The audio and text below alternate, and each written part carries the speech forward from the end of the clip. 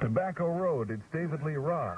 Oh, live in front of your naked, steaming eyes. Wake up, Canada. There's daylight out in them swamps out there. Yeah, it's Saturday night. We're hopping and bobbing and screaming right here on the CFOX. Eric, how you been, man? Not bad at all, David. Long time no see. Welcome back to Canada. Heard you miss me while I'm back, and I'm not alone. I brought the whole new band with me and everything. We're going to light. The city is already in flames. The innocent villagers rush to their abutments, but to no avail. We've already spoken to their children, and they have taken it into the home. But you didn't bring your band with you tonight. Well, the band is... Now, who are these two people? Oh, man. Well, we got some contest winners happening here. Everybody's a contest winner tonight.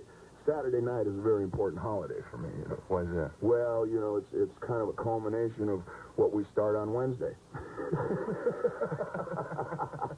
If you got to wait for the actual holiday, you're a beginner, you know. We should introduce these people. Let's just say hello to them. How are you? How are you now? What say your names again? And we'll introduce you over there. You can say hi, Mom, like Walter Payton does. What is it?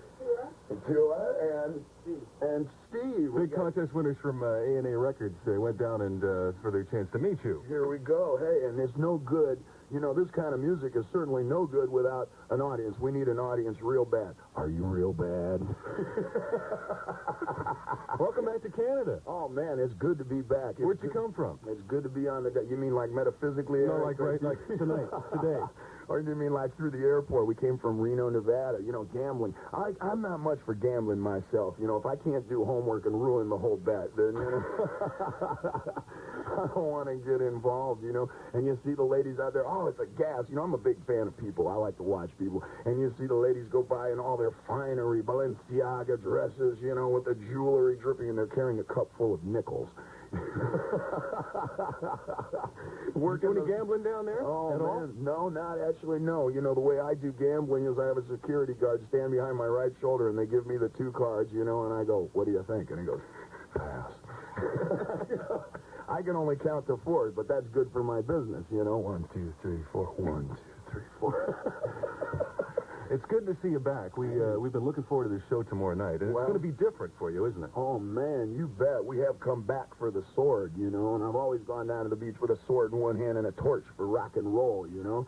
And what we're going to be doing is you get the fast-paced show here. This is the roaring 80s, you know, and you got to go. You got to feel like you've been somewhere with this show. You know, one song going to make you happy, one song going to make you sad, then one song going to make you horny, then the next song we're going to celebrate something. I don't know what. We were celebrating. And, you know, and that's not even halftime yet, you know. We play the best stuff off the Eat 'em and Smile album, which is easy because that's the whole record. And then we play the best stuff off of the Going Crazy from the Heat record because that's even easier. The whole record's only 4 songs long. Right. And then we play the classics, you know, from Van Halen. I wrote all the words, you know, the melodies from the Van Halen stuff, and a lot of the songwriting I did as well, you know. I remember when, you know, I was working with Ed, as I do right now with Steve Vai. Any kind of musician, you know, who's gonna be active is gonna come up with 15, 20 pieces of music. You know, 15. What do you think of this little riff? Blah, blah, blah. Oh, that's good, part A. And what do you think of this riff? Blah, blah, part B. And after 15, 20 parts, you know, then it's my job is songwriting. You know, I said, hey, I think part A will go with part Z real well. That's verse, chorus there. Let's try it again. Well, we heard about some of your philosophy, writing songs. You were talking on Rockline last Monday. You were mentioning you were going to be here, and then you were saying that sometimes you get inspiration from weird places like birds sitting up on power lines. And pebbles on the... well, you got to look for your inspiration. You know, inspiration, you know, it's not like your naked body is going to lay on the empty bed beneath the cracked and peeling ceiling of some Holiday Inn off in Tuna Fish, Wyoming, and the finger of God is going to crash through the ceiling and say, hey, what about this, Dave? I've been waiting, hasn't happened. So I gotta get my inspiration, you know, from all kinds of people. I'm always a fan. I'm looking at the shoes. I'm looking at the haircuts, you know. I want to find that. And I made this story, you know, I thought once I saw some birds sitting up on the power lines, and it looked like tablature music, you know, the 5 lines that you write music on and the pigeons. And I said to Stevie, what if we drew a picture of the pigeons and you transpose it? It's probably a hit. Right? I don't know. There were only 6 pigeons up there. Maybe it was stuck with you. Well, listen. You want to play disc jockey for a while? Certainly. What do we? Well, you know, coming up here, we got all kinds. Anything you want to play. Anything you want to play. What we want to play here is Saturday night music because it's Saturday night. We're stepping out. We're looking for a place to party. We're gonna go crazy from the heat here. We're gonna bring a little California sunshine into your lives up here, Canada. In fact, it might turn into the California earthquake. Hit it, Eric. Yeah. I'm easy. Oh, I'm easy, I'm easy, I'm easy, I'm easy, baby, I'm easy. Now, that's my kind of lyric, you know. That's right up there with, what was that lyric? Da-do-do-do, da-da-da-da. That's my kind of lyric, man. That cat is communicating with me, you know? They say, some songwriters say, the simplest things are the best. Well, I know Sly Stallone says something like that, you know. Want to answer some calls? Certainly. What's on your mind out there? Put your finger in the dial, move it clockwise, and give us a call. What's happening? 280 CFOX is the number. Let's check out the phone. Hello there. Hi. Hi, how are you out there? Good, how about you? I'm great. What's your name? Pat. And where are you calling from, Pat? Fort Moody. Okay, Pat, what's your question tonight? My question. That's a drum beat. Go ahead. Yeah, that's a drum beat. If I come down to the station, will you sign my Diamond Dave t-shirt? Well, I'll make every effort possible. We got some fans hanging out front out there. I know you're all listening to us out there, and God bless the fans. We do need an audience for this kind of music. It's no good without an audience. And if you do come down, well, then I'll get my little pencil ready for you, I'll be Pat. the one in the Diamond Dave t-shirt. ATV, all right. I love you. Who's on there? Who's on there? Michelle, Michelle, how are you tonight? pretty good. Michelle, come close to the telephone. Oof, I'm close. Whisper to me. Whisper? Yeah, Yeah? that's better. You got a question? I got all the answers. Yeah, I do. If I bring a pizza down there, you give me some backstage passes? Well, I'm on my special vegetarian sex diet, and I don't eat pizza. But if you come on down, we can certainly look and see, you know, if, you know, we can work out some sort of pass situation. You know, the whole thing, you know, it's not only what happens on the stage and in front of the stage, but it's what happens backstage and under the stage, too, you know. Oh, yeah. There's vegetarian pizzas, too. Well, that's great. Hey, look, come on down. Will you give me some? I think we just might try. Okay, then. Thank you, love. Hello? CFOX? This is CFOX. Who are you? Who's this? This is David Lee? This is David Lee Roth ever since the beginning of my whole life. Can you imagine having to live with that? big guy? I'm doing great. Hey, man, it's good to be up here. Boy, oh, boy. And be up here on a Saturday night. What a coincidence, man. That's the perfect connection, you know? Right on. You got a question? You know the rest of the nation is listening in on it, on this right now. They are hanging on every poignant word. That's what I say. if only some more politicians said that, huh? Yeah. A lot of them do. Right on. Okay, do you want to ask him something? Yeah. Okay. I want to know how come you're such a great guy? Or that way or what? It's not being great, and it's not like trying to be controversial or anything. I'm having a good time, you know? I know you are. Every time I see you, you're having a good time. Hey, That's what life's about, eh? Well, this is holiday season. On your face, and that's all you have to worry about. Hey, man, this is holiday season, and it's time to look back a little bit, and I'm one of the luckiest cats in the world, man. I got the greatest band, and I got the greatest audience, and we're just shooting straight up through the ceiling, you know? And I smile because of that, you know? Right on. Hey, thanks a lot for Thanks for calling. the call, guy. Yeah, take care, Dave. You bet. Okay, now, Dave, you got this sort of sweet revenge thing happening, right? I don't know if you feel that way about it, but Steve Vai has won the Guitar Player of the Year award. There you go. Right? And Mr. Eddie Van Halen, who you've been playing with for some time in the past, has won it for 5 consecutive years. Yeah. So, and what's happening is there's 2 different bands now. You know, it's 2 different approaches to the music. And what I got is a bunch of guys who are hungry. Hungry changes everything, man. It's the great intangibles in music that makes beautiful music. It's not how many chord changes you play. It's not how far you can leave the ground. Come on, Bruce Springsteen hasn't left the ground technically in 10 years. Still great. You know, it's the invisible things. And that hunger is what propels this band more than anything else. As far as competition, there is no way you can compete between kinds of music. How can you say that somebody like Stevie Vai is better than Keith Richards because he plays faster? Well, obviously he plays faster, but is he better? I don't think so. How can you compare something like that? Over the past number of months, of course, you know, we've all been reading and hearing Van Halen has been demanding that the audience make a choice. They have been demanding that the audience make the grand comparison, and I don't advise that because, baby, it's eat 'em and smile time. okay, well, let's listen to what that new band sounds like. Yankee Rose from David Lee on the phone. Oh, yes, Bright Light City Lights, yours truly, Diamond David Lee Roth. Who are you, man? Eric Weston. Eric, we are swinging out here in Canada. Man, it's good to be back. It's a little brisk out there. Get the blood flowing. And the fog rolling in. Hey, man, and we are on tour. How about that? We were talking about this Joe Walsh thing. David says he's got a house in Van Nuys. He hasn't seen it yet. Yeah, you know, what's the line from Joe Walsh? You know, I have a mansion. I paid a high price. I've never seen it. They tell me it's nice. You know, there's a lot more truth to that than people might assume. You know, we spend our time out here on the road. We're on the road now for, what, like 7-10 months? And then, you know, when that's out, then, you know, I spend half my time sleeping in the studio or in the editing bay and like so. You know, it's a gypsy kind of lifestyle. It's not for everybody, you know, and one of the reasons that I got this band going is so that we could really travel. I like that. The smallest places are usually the best memories, too. It's not all Madison Square Garden. It's not all, you know, the Forum and then 20,000 of our close friends, you know. Sometimes it's the smallest little places full of mosquitoes and the PA system fell down and then the stage burst into flames. That's what you remember when you wind up at the bar 6 years later.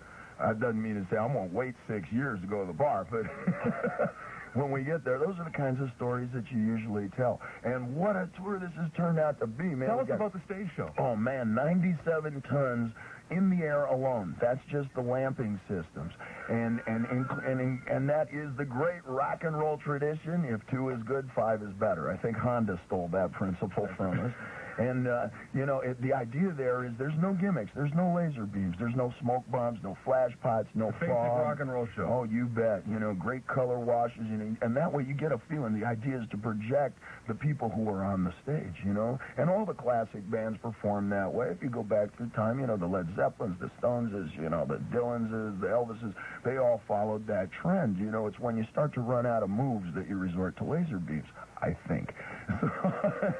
And, you know, and the decking and everything, we've got 120 guys on the crew who are carting this monster around. And as I was saying earlier, they're all hand-picked pirates, you know. And we're moving all around the continental United States, and then we're taking it to Europe, to Japan, South America. You know, we're going to go do it to them in Tierra del Fuego if we can get through customs. So when's the burnout point? No burnout point. No. No burnout point. It's all balances, et cetera, et cetera. Yeah, you know, lighten up the party every night, that's the easy formula. But playing with consistency, that's the hard part. Making that rocket go vertical without fail every night. Because how many times y'all been out there? I know, you listen to me now. How many times you been to a concert out there and you hear it on the radio and you think, God, that is great, man. It sounds like swinging nonstop, bending end type music. And you go to the concert and it's like, you know, and here's one off our 15th album, you know. It's really one of our favorites. Well, Joe, they're all your favorites, you know. It's like you wouldn't write them, you know, like that. And you turn to your pal, your girlfriend, whatever, and you say, hey, man, you know, what's wrong? It's a little bit slow up there. They say, well, Johnny is just starting to learn how to work on the road. He's just kind of getting his band together, his chops. Oh, really? Well, I'm just starting to get my ticket money together. How about if we start with half? Proportional. It should be proportional. Ticket price. Oh, man, bang for your buck. That's what you should get. And it sounds funny, but it's true. Money's more expensive than ever, man. You don't want to let it slide by that quick. $15, $20 concert ticket. It best be good or I'm gone. Yeah. And there's a lot of, let's face it, there are a lot of, you know, minor concerts that happen. You're blown out of proportion. You go down there, like you say, and then you don't get the value for your buck. Oh, man, and we all grew up here, man. We're all idiots. We all grew up on television and radio and a steady diet of movies and promo and hype and hustle, and I need a commercial every 3 minutes, no matter what I'm doing. Yeah. That's ruined my love life, but that's conditioning, man. That's Pavlovian response deluxe, you know. Insert 30-second spot here. Okay, well, let's play one of your favorite tunes. You claim. Here we go. There's a little bit of the boogie. This is the generic here, you know, the little ZZ Top for you out there on a Saturday night rockin'. This guy's such a pro, ladies and gentlemen. He's got his own headphones. LaGrange. Rocking on a Saturday night right here on the CFOX Saturday Night Special. Yeah. Hey. Tell us about your Amazon trip. Oh, man, you know, the trips, these kind of trips, you know, the jungle trips and so forth. You know what happened is, and the inception of it was, the first book that I ever read cover to cover was Tarzan of the Apes. Are you beginning to see a pattern now? Yeah. So you thought you'd play William Rice Burroughs? Oh, man, there's some character in there, and then when I got in the Boy Scouts, Scouts. You know, I spent 3.5 years as a tenderfoot. I never even made it to second class, but man, was I a camper. So, you know, when it came time, you know, I was in the rock and roll and everything for a few years, and I got real tired of seeing a lot of my compadres in other bands and my band, whatever, they complain and say, oh, the monitor is broken. You know, or they say, comes up and says, the limousine is late. You know, and it's going to ruin their whole week, you know. And I thought, oh, my God, is this happening to me? None of us ever think so, but maybe it is. So I says, I'm going to test the theory. Let's go out and let's see if we can live by our hands and our wits without a publicist and without a manager and without a business manager and an agent, et cetera, et cetera. And with one of our first trips is we worked our way up the Amazon and go looking for the Indians, you know, spent 6.5 weeks up there. And this is not like a princess cruise. It's like we walked into the pirate bars, man, at the headwaters, you know, in Manaus. And these cats sitting around with the knives and the belts, you know, and the hand-rolled cigars and everything, and sitting there, and we'd ask them, you know, hey, who wants to go 1,400 miles that away, you know? And I'm with my pal, my best mate, you know, Eddie Anderson, you know, he's our director of security up there. He's from Brooklyn, right? This guy's from New York, you know, and he's like, what it is, man? What he got up to, you know? And I'm translating, I'm going, he says, does anybody have a boat? And we commandeered a little boat, looked like something out of the African Queen, man.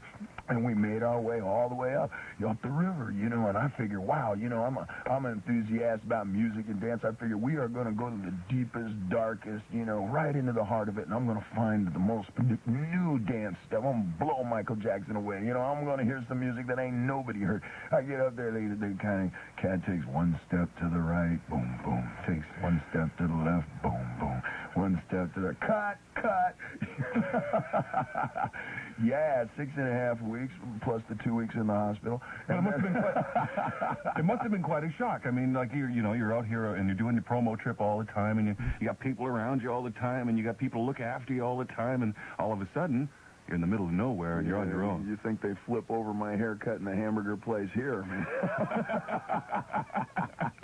I want to tell you, and in fact, we hit a little village called Warini, and we had gone all the way up the river. I guess we'd been up for about 4 weeks and hadn't seen hardly anybody on the river. We were taking the smallest tributaries, and they had sent a message up from the headwaters, you know, on shortwave radio. And this little village had maybe 45 people in it, and they had one shortwave radio. And the big entertainment every day at 2 o'clock in the afternoon was the whole village would gather around the radio for the weather report. I don't know why. Same weather report every day. It's going to rain. Then it's going to be hot, and then it's probably going to rain again. Speak to y'all tomorrow. Kind of like Vancouver. Well, I'm paraphrasing, you know. And then one day, lo and behold, a news break. If you see a couple of white cats with some blazing haircuts, get them to transmit by the time they get to Tefe, you know. Do you want to answer some more calls here? Certainly. All right. I've got all the answers. Come on, y'all, give us a call and ask us a question. Anything that's on your mind. Hello? Hello, can I request Crazy by David Lee Roth? You mean Craziness or a specific song? Yeah, you're funny. Okay, see you later. What we got here? Hi, this is Dave. Dave, how you doing? Hey, pretty good, Dave. How are you, man? It's like an echo. So what's up, man? What's down? You know, this is like another metaphysical discussion. You know what's up, man, is we are on tour, and you all are invited. Come on down to the show, man. Hey, my bass player's going to see you tomorrow night, man. All right, we'll tell him to put his fist in the air, and we'll know it's him. Hey, that's all right. I ask you something. Certainly. This is a question about Eddie. Uh-huh. Okay, I heard that he has a bad habit. Has he got a bad habit? What do you mean by bad habit? Bad habit to do with the nose, man. What do you mean by bad habit to do with the nose? You know, the powder. Well, I don't know anything about bad habits to do with the nose and powder. I do know about legal lawsuits for libel and so forth, if I do comment on that. But, you know, you can look at the pictures, you can listen to the music, you can watch their video, and you can pretty much discern what's going on, you know, as far as lifestyle or attitude. Right. You know, and your lifestyle and your attitude is bound to affect your music, or if you're a writer, the way you write, or if you're an actor, the way you act, you know.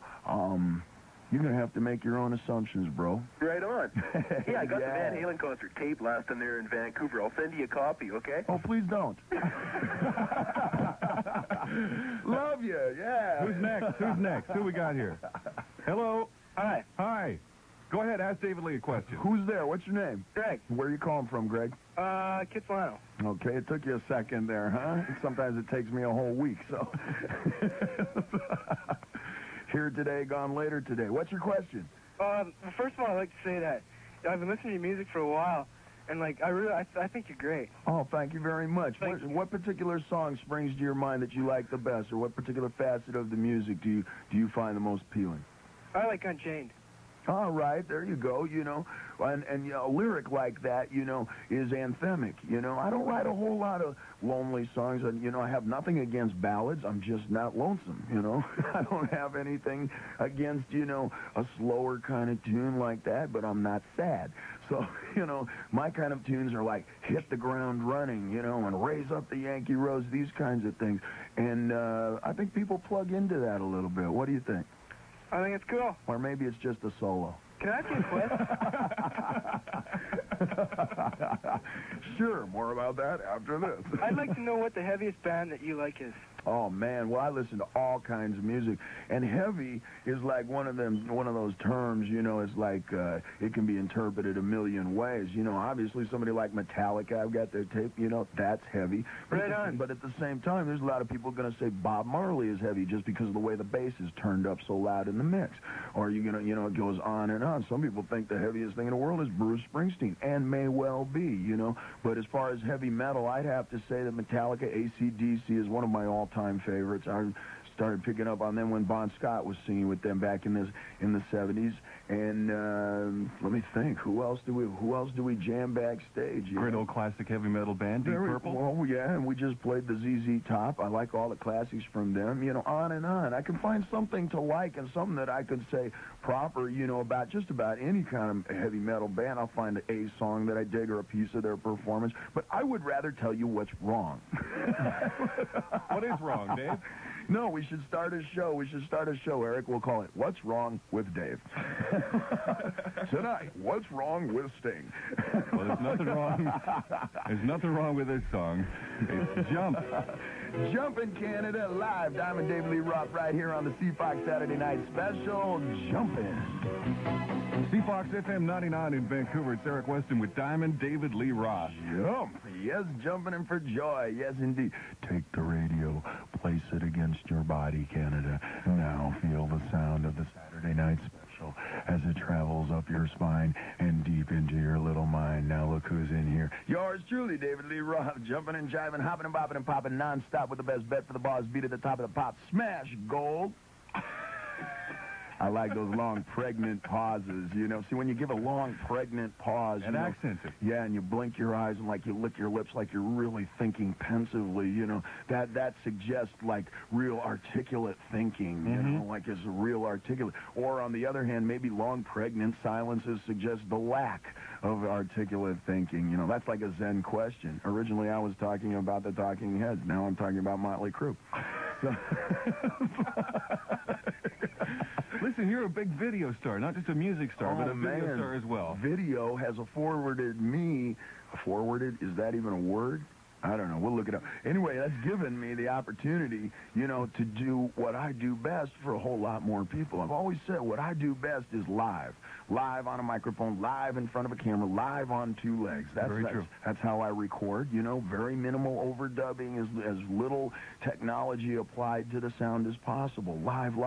And up until video really hit in, 4 years ago, maybe 5 years ago, the most people that I could possibly play to, you know, would be, 1 million people, maybe 2 million people. If you're Bruce Springsteen, 4 million people, you do one television show, boom, 20 million of your closest friends plugged in. And we had a good time with the videos because what I try to do, particularly with the new band, is show the band in its generic sense. So, you know, don't screw around with the animated, you know, and the computer-generated Quantel effects and that sort of thing, so that you can really see the band, see the personality, and maybe that's going to illuminate a little better what you're listening to, if you know where it comes from better. And also, you know, we're going to go and create Mr. Picasso's neighborhood. Oh, yeah, right. Picasso. And those kind of characters, you know, the Picasso brothers, forget about it. You know, Jesus, is it humid in here. Now, how did they come about? Well, the Picasso brothers started out when my partner Pete and I had no bucks, and we were forced to, you know, come up with some sort of a livelihood in between rock and roll gigs, so we decided we would be house painters. And, you know, we weren't very good ones, but the name was great, you know, Picasso Brothers. And Picasso Brothers means two different things. Picasso suggests fine art, and, of course, when you say the word brothers with it, that sounds more like pizza delivery. And what we do is kind of a combination halfway in between, you know. And when you see those characters, like the beginning of Yankee Rose or Gone Crazy, Gigolo, these kinds of things, these people are people that you know. By exaggerating it even more wildly, the immigrant grocer, you know, in the convenience store at 4 in the morning, we have all been there. You know, that white surgical lighting and every pore shows up, you know, and it's like, oh, and the guy says, yes, man. I love these people. I love these people, and that's why I take the nuts and bolts, you know, of what's around me and the people I really enjoy and make them the stars of my videos, you know, and they last because people see themselves reflected in those guys' eyes. When Buck Picasso is, we all know some buffoon just like that, you know? In every walk of life, I don't care if you're adjusting insurance or you're adjusting a stereo console, we all run across somebody like Buck Picasso, you know? And he's, of course, has to have his better half. You know, the guy is just, like, totally embarrassed by his friend. That's Mr. Picasso. These people, they last, and we've been getting unbelievable response. All the videos have gone to #1 right away. Mm-hmm. You know, what happens is with a brand-new band touring, well, you know, when a lead singer going to leave a heavy rock band, we think, wow, man, last guitarist was pretty good, man. How you going to beat that, Dave, and so forth? And usually, we don't bother with him. We didn't pay much attention to Jay Giles, did we? And, you know, when the guy left Zeppelin, well, he had half a shot, but we kind of disposed of that quick, too. So, you know, people are always going to be a little reticent, you know, and they're going to sit around and they go, Bob, did you go to the Dave Roth concert last night? Oh, yeah, man, I won't recover for a week. And then he goes, well, I'll go next time. Well, next time may be a year, and I ain't got time to wait, you know. I got on tour. So what happens with the videos is I already have a TV set in your house. Mm-hmm. There's no escaping it. And when the people put it on, given the opportunity, they've thrilled to it. And we hear of all kinds of people. When we did some football game, I was part of the halftime entertainment in Iowa, and there's 65,000 people, and half of them are chanting, Picasso, Picasso, forget about it, forget about it. It's like the clarion call of a generation. TV's pretty powerful. TV's pretty powerful, isn't it? Well, TV can be very powerful, you know. It can be made into just kind of a comic book. I see a lot of videos, a lot of bands, you know, they're just going to want to create some sort of a caricature designed to just sell an album, you know, to move product. And I never perceived of it like that. I figured if we stayed true to our integrity to see what I would like to see on the TV, I don't consider myself any different than from the audience at all. I figure if it's going to appeal to me, it's going to appeal to everybody. And most people don't really understand that, you know, most bands have nothing whatsoever to do with the genesis of their videos. They have nothing whatsoever. They hire a director and a producer team, you know, come up with the concept. Like the Picasso brothers, you know, they're going to come in and they're going to go, Huey, I got it. You're going to get in the boat. The babe's going to be beautiful. You're going to fall out the boat and float to the island. You got that so far? Huey says, yeah, I love it. Great. You know, that's the extent. You know, now I don't know if Huey Lewis did that actually, but I'm you know, giving you an illustration of. So what you're saying is that you take more of a hands-on approach to doing video. You bet. You bet. We do all the casting. Speaking of hands-on, we do all of the editing, the color correction. You know, for better or worse. For better or worse. And usually when it's for worse, well, we just write it off as charming. We'll do another song, and then we're going to talk about the future. Here we go. David Lee Roth. I'm easy. Hell no. That's in that kind of thing, and I think if you tweak it out and you get the sounds right, you can motivate the band, the brass people who are playing, that it rocks, you know? Well, that's fine, Dave, but what about the personal side of David Lee Roth? Well, there is a personal side. What do you listen to? When you go home, you unwind. Do you unwind? Very infrequently, but, you know, I still listen. And I listen to all kinds of music. I listen to all kinds, you know. I'm in a rock and roll band, and I get a nightly dose of that major time, you know. When we're off and we're partying, obviously I listen to the rock and roll like I just mentioned, you know, the AC/DCs, you know, the Metallicas, people like this. On the other hand, I'm a big fan of rap music, and I like dance music. I like reggae. I love country. You know, like that. I play finger-picking guitar, flat-picking. I cannot play rock and roll on guitar, but I can flat-pick a lick. And you know, so I'm always listening to these show tunes, you know, stuff from the Broadway, things, soundtracks from movies, you know. And a lot of times I'll use music like people use wallpaper. You know, I'm always changing hotels, man. It's gypsy nomad time, and I don't have a camel in a tent. Getting sick and tired of green shag carpet. Yeah, you know, you don't set up a tent, you know, like that. So you use the music to paper the wall. And different kinds of music, different colors, you know. Usually very bright.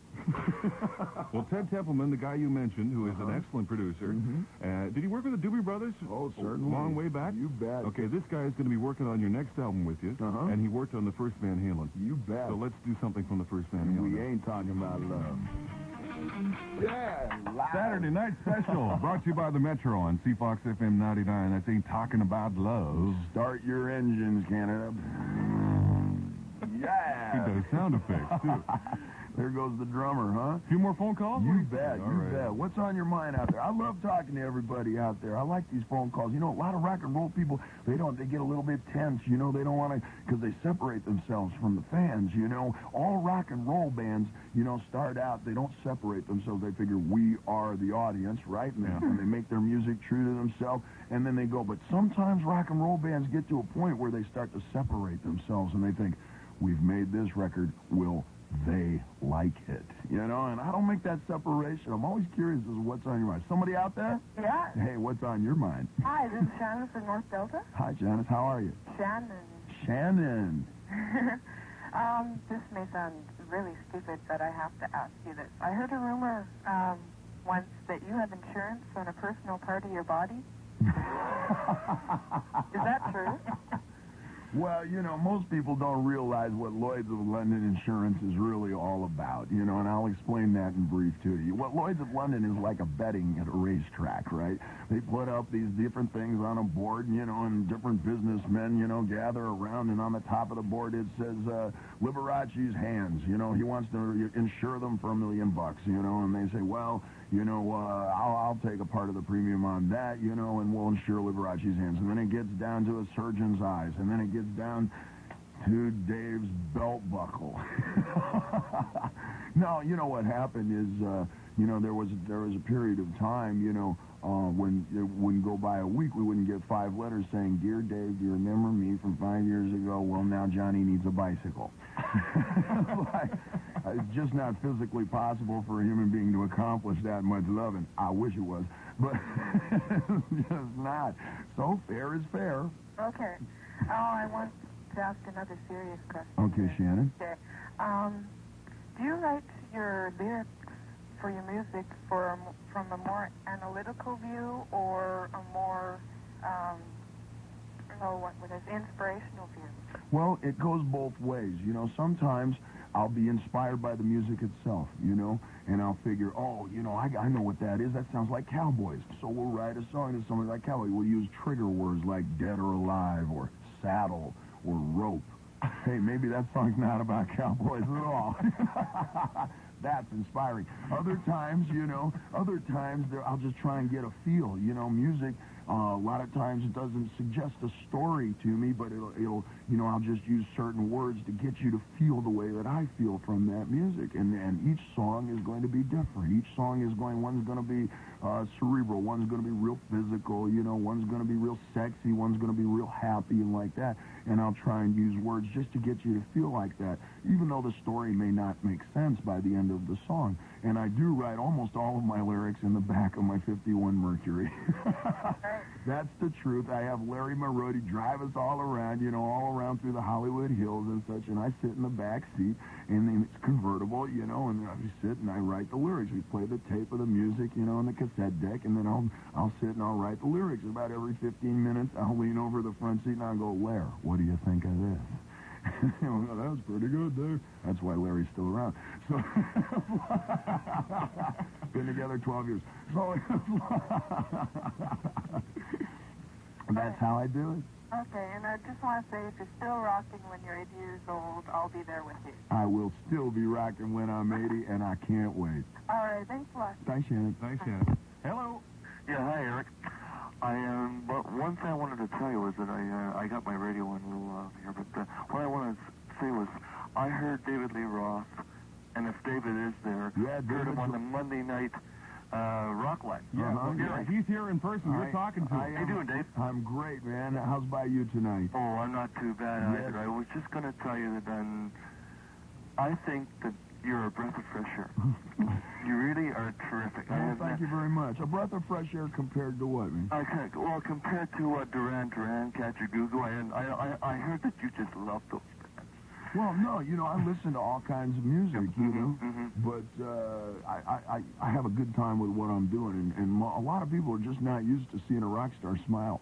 Well, I tell you, one thing I was going to ask you, that I have your first album, sitting here right in front of me. If I came down to the radio station, would you autograph the Inside Sleep for me? Well, we've got a pile of people out there, and I already promised them I'd try and get around to you, I'll sign it up as best I could for you. Well, how's that for a politician kind of answer? Tap your feet. That's about the only thing I wanted to ask. One other thing I was going to ask is that you have that record, Tobacco Road.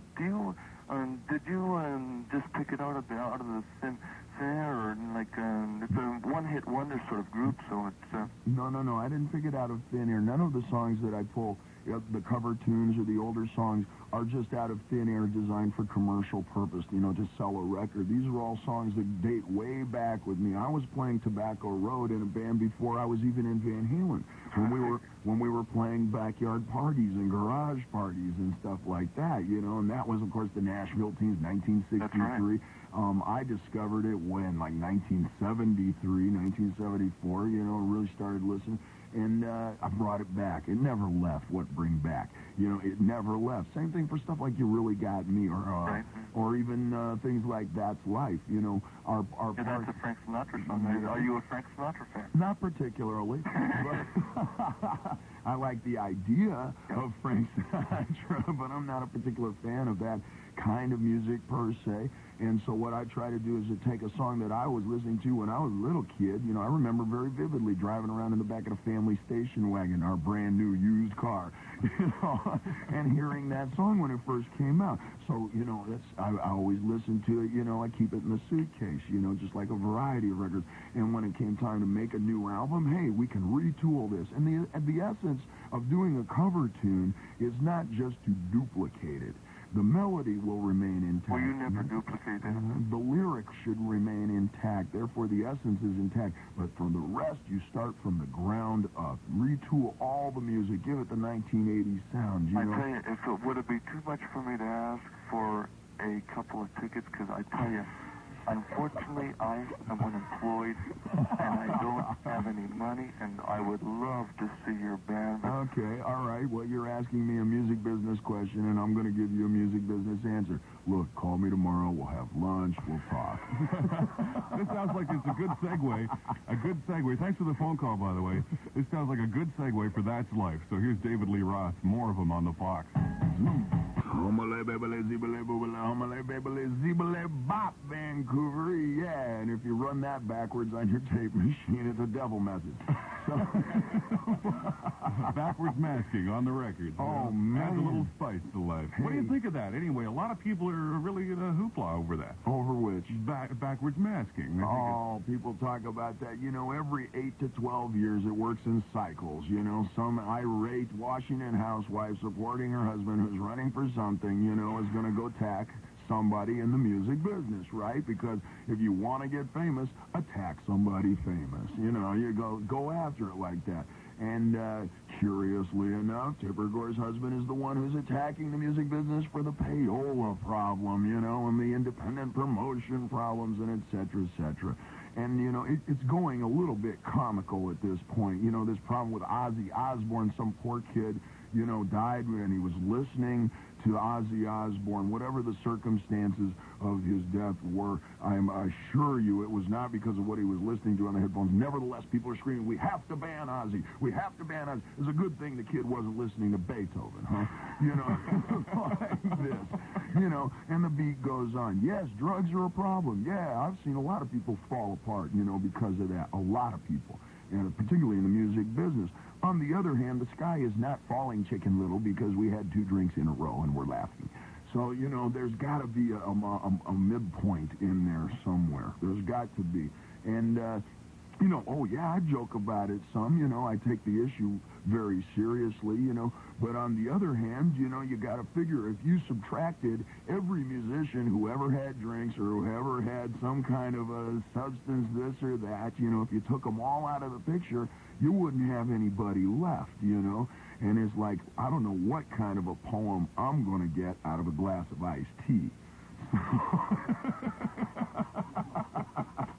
You know, the answer, as usual, lies exactly in the middle. You know, think of the worst case, think of the best case, and the answer, as usual, lies neatly in the middle there. You know, as far as, you know, rating albums, you know, censorship, man, that's a big entity there. Who's going to decide for me? Who's going to decide for your, you know, what you're going to listen to? You want to hear something scary out there, Vancouver? What if it's me deciding? You know, it's a real tough question, you know, not to make light of the situation at all. But I think there's some hysteria. My God, if they went and they put letters on my albums, you know, oh, he talked about this, you get a V. Oh, he talked about that, you get an X. Oh, you talk about that, you get a Q. You know, like there ain't going to be enough room for the title. That's one of the factors. That's a big consideration. Yeah, absolutely. Now, what is David Lee Roth's #1 rule for surviving in the music business in 1986? I'll tell you the #1 rule. My daddy told me this, you know, he said, Dave, there are 2 rules. The first one is don't sweat the little stuff. And the second rule is it's all little stuff. David, you're a joy to have into the studio. Oh, man. Thank you very much. We appreciate you coming down, and we hope you enjoy your night off tonight. Hey, go out into town. Hey, this is the Saturday night special. I want to thank you all for tuning in, and we are going to be right there at the Peony Coliseum tomorrow night. Yeah, raising the roof. In fact, they had to take the roof off just to get the lighting system in. If it doesn't snow, we may leave the roof off, you know, and wear tight shoes. We've been experiencing a lot of the fans popping right out of them right around the 4th this song. Yeah. Are people throwing them up on stage? No, they're throwing underwear on stage. Oh, that's always good, yeah. Only soft objects. Actually, we've been getting so much underwear thrown up onto the stage and stuff. I had some of it made into a quilt at the very beginning of the tour, and then we made a pair of pants out of the quilt, you know. In fact, all of the stuff that I wear, I don't really call it jewelry, all the bandanas, you know, and all that sort of stuff is thrown up on stage. It's all good luck stuff to me. I don't go buy any of that. It's all thrown on stage, and I'm still wearing stuff that was tossed up there since 1978. So, you know, bring your drawers. Thanks, David.